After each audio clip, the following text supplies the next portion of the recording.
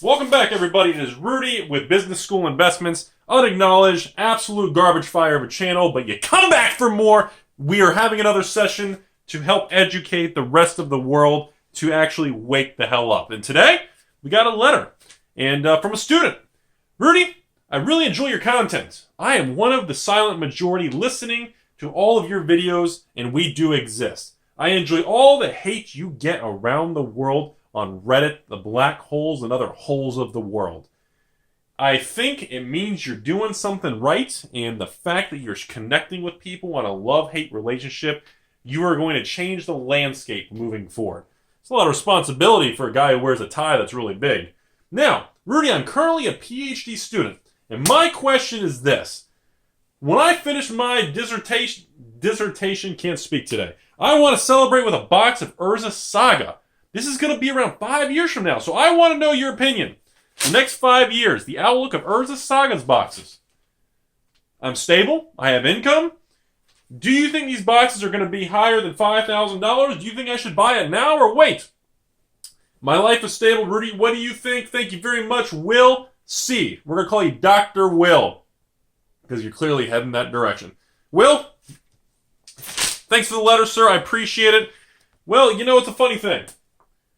I'm going to give you, for all of you without an attention span, we're going to go over a very simple, quick answer. No, do not buy a box of Urza Saga today for $3,000 to $4,000. Although that's the market price for Urza Saga, it is absolutely a poor investment. If you do it, I thank you very much, because you're going to push up the supply. If you're going to open the box of Urza Saga, I thank you 2 times with a slap across the nuts, because you just increased the value of the boxes remaining in circulation that are still sealed. Now, let's talk about 2 subjects today. Number 1, the actual economy as a whole outside the world of Magic the Gathering, and how it relates to the singles and sealed items in the Magic the Gathering, actually all trading card world, universes, and then the final topic is going to be Urza's boxes. They're so expensive, you're a scumbag, you help push the price up, what do you think? Now, we're going to start with the Urza's boxes, and we're going to kind of creep into like a virus into the general economic conversation. So first we're going to start with this. These boxes are around what? $3,000 is the normal sell price for these. Maybe $2,500 if you're lucky, maybe $4,000 if you're unlucky. Now, the price of these boxes are what we call the old plateau glass ceiling / Chinese firewall thing. You know, one of those invisible glass walls. You may or may not see it till you bump into it with your face, and you kind of stop and go, the hell was that? And then pretty much what happens is these boxes jumped to the 3,000s range. They aren't going any higher. They are stuck at that point. And it has nothing to do with the cards in the set, nothing to do with Magic. Pretty much there's no other fueling, motivating factors to push these boxes higher anytime soon. Period. Because what would make this box go to 6,000? What would make it go to 10,000? Well, I can tell you what will make a box of Legends or Antiquities go to 10, 20,000. It's easy. Every card in the set in those very old boxes are worth money. Urzas doesn't work that way. This is a completely different animal than the old 4 Horsemen of Antiquities, Legends, Arabian Nights, and the Dark Era. Completely different animal. This is not part of the 4 Horsemen era. This is not Golden Age. This is more Silver Age era. So, now, what that means for everybody watching, you have to look at this. Do I think it's going to go down in value? No, there's no reason for it to go down, and the people who have the remainder boxes are not going to sell the product to actually suppress the price lower. So now we have an item that really has no ability to decrease in value, but it has no ability to increase in value as an investment. This is dead money. This is a stale investment. Holding boxes of Urzas is absolutely useless at this point in time. So now you should contact me in the description. I'll give you $5 and 1 Gordita for every box you own, and a free hug in the mail with a picture of my face. Please turn that into a meme. Now the problem is, I think anyone who holds the box, you should continue to hold it. If you're leveraged, you're paying, cost of capital, where you're on a line of credit or credit card or balance transfer, you should probably deleverage and sell at the current market price. Because again, there is no future growth. So now we're going to go into time value of money. Now, if these boxes stay at $3,000, and my gentleman, Dr. Will, the PhD brain surgeon who's going to clone Rudy and make 15 of us, and have 15 alpha, beta, omega investment channels, if he buys a box of this today for $3,000, when he gets out of school in 5 years from now, most likely this box will still be around $3,000 to $4,000. I could be wrong, and it could go higher. This type of product is pretty much, I don't want to use the G word guarantee because that just makes me tingly downstairs. But overall, these items really cannot go down in value. There's only one way to suppress an item like an Urza's box. It's pretty much one way. You need a massive supply of an old product to slam into the market and just dissolve it. And the problem, even if that happens, you'll have shady people like me jump out from the bushes that I'm spying on through a window, watching you guys, and I'll end up just buying them up. Or a store. The big channel snowballs of the card castles in the sky. They're just going to move in. So there's literally almost no downside risk. But it is dead money. So, I do not think you should buy into an Urza's box at the current market price because it is flat. It is just a flat line investment. Now moving to the next thing. Rudy, what about that time value of money in the economy as a whole? Well, that's a very interesting thing, Timmy. And stop writing notes. Stop texting in my class. This is serious. How do you guys expect to pass the class if you're screwing around? Now, if these type of products can be affected by the whole economic cycles, the boom and bust society that we live in, because everybody is very selfish, everybody will pretty much damage the system as a whole to benefit themselves. We all live in the short-term pleasure at the expense of long-term cost. Since we live in this society, we will always, in the Western world of capitalism, be in a boom and bust cyclical economy of stock markets, magic cards, every form of commodity that exists. There's a reason why you kind of have the staircase approach. The problem is, things only go up by staircases, but things only drop by the elevator. And that's where you run into problems. So, when you tie money up in magic cards, we got to talk about time value money. I know it's like entry-level business school. It's like the first stupid class you take in financial management when you say, Rudy, I want to get a real job. I want to walk around. I want to do things. I want to be someone special in my life. Of course you do. Of course you do. Now, can you please finish washing the dishes in the back of the dish pit in the back of the restaurant of a bunch of people who didn't even eat the food on the plate because we serve garbage here? Now, what happens is you have to learn time value of money because almost every single business, I know nothing about the internal accounting of the big channel snowballs and the card castles that fly through on the Challenger space shuttles. I don't know how these companies run their numbers, but I can guarantee you, G-word slapped across my forehead, that most of these large conglomerates operate on business lines of credit, have different cash flows, and they have forms of borrowing and leveraging during peak season. Then it gets paid off. It gets, they can borrow $100,000. It gets paid off. Maybe they go up a $10,000 down. There is going to be a form of a buffer, of a liquidity, some sort of something they can tap into if there's a major product coming out and they got to spend big or a major collection. All of these companies and conglomerates use lines of credit and have a cost of capital. Now, it is foolish to think you can move up in society without using capital and having any form of leverage. I don't care if you're doing a leverage buyout, you're buying or selling a business. I don't care if you're expanding your inventory.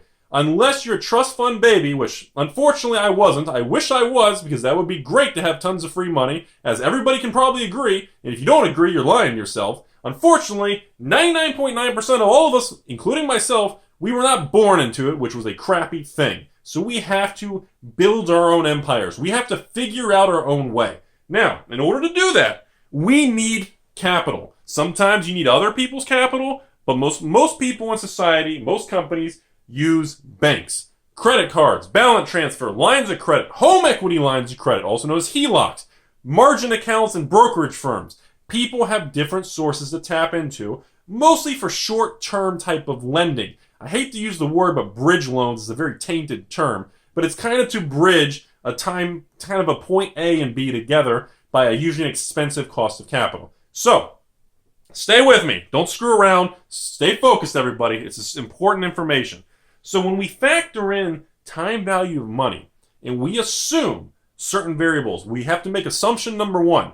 All large magic conglomerates around the country operate on borrowed money throughout certain time periods of the business, which means, assumption number two, they have to factor in costs of handling and holding and carrying costs of making large purchases of collections, going to GPs, if they want to buy $1 million Magic collection, if they want to tie up $1 million with a distributor, there has to be some form of consideration, and you need a backroom finance guy who doesn't wear pants to crunch the numbers. It's part of life. No one wants to talk about it. This goes on. Number 3, you have to factor in the labor and other intangibles. So let's go back to our Urzas box from our PhD Dr. Brain Surgeon of Alpha Omega Google Investments. Let's think about what he wants to do. If he buys that $3,000 box, let's say he's not leveraged, there's no cost of capital, but he holds it for 5 years. Let's say the average inflation rate is, let's say 2%.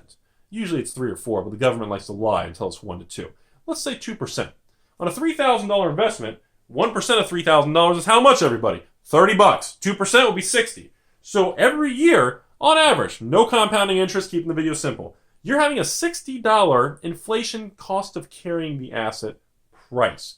So in 5 years, this $3,000 box, $60 a year times 5, is actually $3,300 is your new adjusted cost basis. When you factor in actually a zero, and you're not even leveraging and borrowing of money. So time value of money is a very important thing. So for people like me, if I bought this Urzas box over here for $400, but I've held it for 10 years, I have to still factor in an adjusted, even if I paid $500 for the box, when I log it on spreadsheets and data and cost of capital, I'm probably going to log that Urzas box as a $600 cost basis, because over 10 years, lost opportunity cost, inflation adjustments, certain times in my life where I had to be leveraged and deleveraged, you have to factor that in. So if you know or you're confident that an item is not going to move up in value, there is no reason besides emotion to park money into a Magic Urzas booster box. The only reason you would say, Rudy, I don't care, I want the Urzas box. Well, that means one of two things. Your tie is either too small, or B, you're making a business decision using emotion, and you didn't leave emotion at the door, and you're being an idiot. And if you do not base your investments on pure logic, I don't care if you agree with the company, disagree, this is a business, logical, numerical thing. When you make or lose money, there is no emotion in it. It may have a side effect where you may feel a positive or negative response from a neurological brain telling you something, but overall, it is a cut and dry, cold situation. This Urzas box of cardboard, ink, and chemicals does not care about you or me. It doesn't give a flying flip. It doesn't care if I run outside naked right now. It doesn't care whether or not you guys like this video. It is a box of chemicals and paper.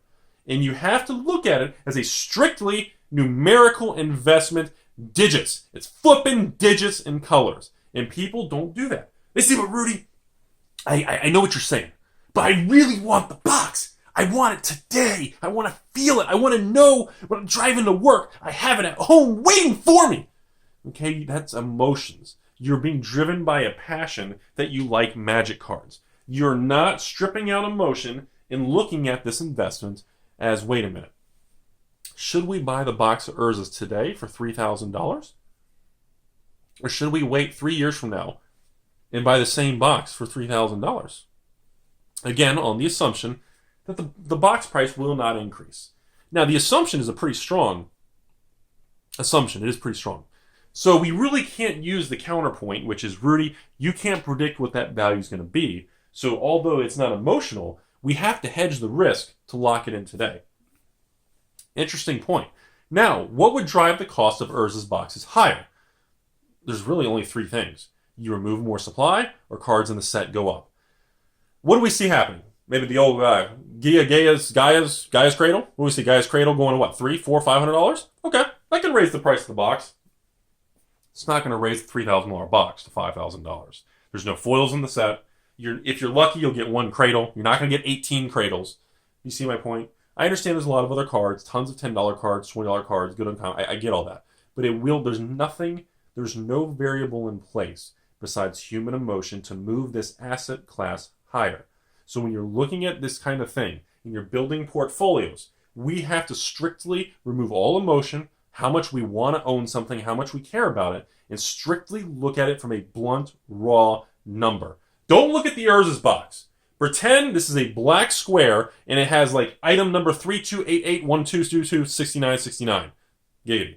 Let's pretend it says that. I guarantee you would look at the investment very different if it was just a bunch of numbers on a piece of paper versus a beautiful Urzas box that connects you to your childhood nostalgia. And that is the most difficult thing for people to remember. Now, lastly, before we wrap this video up, we're going to jump into the next thing. There is a variable that always has to be calculated, and that is macroeconomic risk. And this type of risk is pretty much the overall danger of the economy and the culture and the movement and the flow of money as a whole. And what I'm referring to is the stock market, the bond market, the real estate market, the labor market, the inflation, Fed funds, interest rate, the discount rate, and you look at the overall, the yield curve and everything involved. These are all the outside intangibles that when they move, if anything major happens, there will be a ripple through the system. And yes, let's jump back to 2008. When we had the major financial collapse that was sparked by subprime real estate, Countrywide Mortgage, Bank of America, Fannie Mae, Freddie Mac, Washington Mutual, Wachovia, when all these companies started to collapse.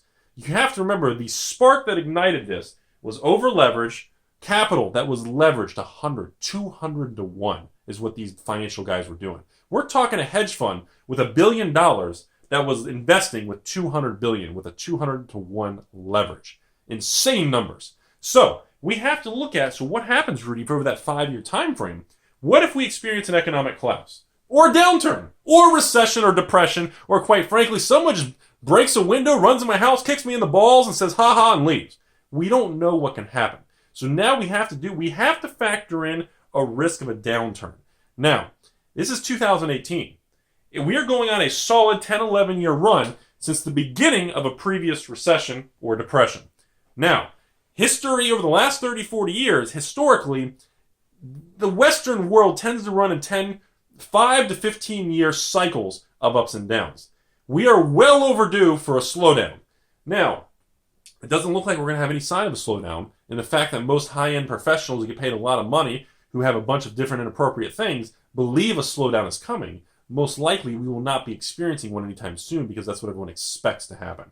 And usually expectations versus being surprised and having black swan events tend to diverge very far apart, very large variances. So the fact that everyone expects a slowdown to occur makes me think we're not going to have one anytime soon. Now, moving to the next thing.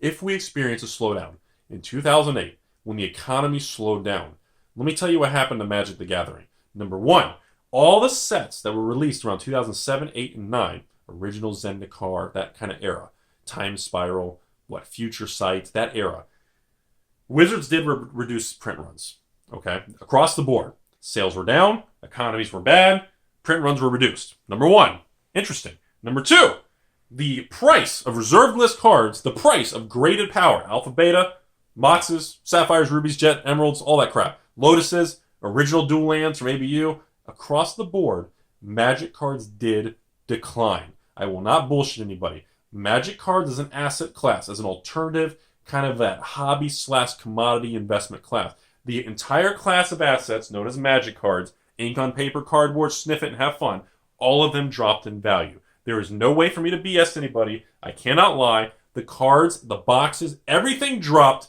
in a recession. Now, what happened with me is that was my golden period where I started to move some of my largest investments because of that dropping time period. We're talking, these were the times years ago when I started buying into old booster boxes like Mirage for like $140 a box. Hundreds of them. I started buying into Urza's legacy booster boxes for, $250. I don't know. I have to look it up. Really crazy numbers. There was a lot of Alpha Beta for sale. Graded cards. I remember Beta Mox Jets, Beta Mox Emeralds selling on eBay like PSA 9 and 10, selling for like $800 to $1,000. And again, granted, there was no BGS back then. Grading cards was very new. It was a very new era 10 years ago. So a lot of things, when you reflect and look at these things, you have to remember, okay, well, based on what Rudy said, shit, I should definitely not buy an Urza's box today for $3,000. Because now we can use deductive logic and we can think about this, everybody. A, we don't buy it today for $3,000 and we wait for the future. What's the worst thing that can happen? We get it for $3,000 or it goes to $3,500 or it stays the same, which is positive. We saved our money for years, Or B, there's an economic downturn and we get the same asset cheaper. So based on the deductive logic of possible outcomes of scenarios and probabilities and all this bullshit and big numbers that make you feel like you have a big set of testicles, none of that really matters except one conclusion. And that is, based on the data, a $3,000 box of Urzas should not be purchased by anybody for $3,000 in today's market value, based on all of those sets of data points. And that is pretty much what they teach you when you want to be a financial analyst and you want to pretty much dive into, generally accepted accounting principles, balance sheet, cash flow, blah, blah, credit, debits, ooh, big words, I'm special. When you deal with that kind of stuff, those kind of people, in layman's terms, just to talk regular with all of you, I consider all of you kind of the friend, subscriber. I talk to you all like I would a local friend hanging out. And I'm telling everybody, as much as I want these boxes to be like $20,000 a box so I can make a lot of money, do not buy these boxes. It is a shitty investment. And it's all based on the scenarios I just outlined. Economic risk, the possibility of a downturn, and if there isn't a downturn, there's no real up, there's nothing to push it higher.